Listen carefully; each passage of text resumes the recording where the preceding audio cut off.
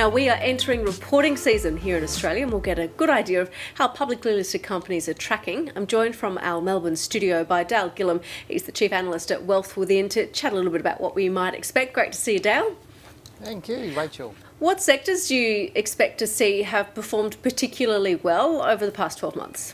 Oh, look, we've seen things like energy and materials do very, very well over the last 12 months, and for obvious reasons we've been seeing that. And healthcare's also done exceptionally well in the last 12 months, producing, I think it was a 25% up as well, with CSL and Cochlear doing very, very well over that last 12 months. So it's all looking quite good, I think, at the moment, the market.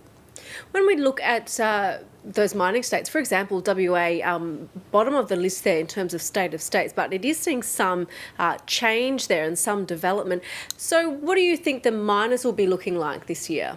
Oh, look, the miners have been doing really well. I mean, materials has been a leading sector along with energy, but I think what we're going to see is a little bit more of a slowdown, not necessarily a pullback in the mining sector, but with BHP and Rio particularly, they've been doing very well, but China's pulled back a little bit on the iron ore or demand for iron ore, and obviously Fortescue, they're not making mining the highest quality iron ore, so I think we'll just see a slowing down in the material sector, and I think we'll also see a bit of a slowing down in the energy sector as well over the coming 6 to 12 months.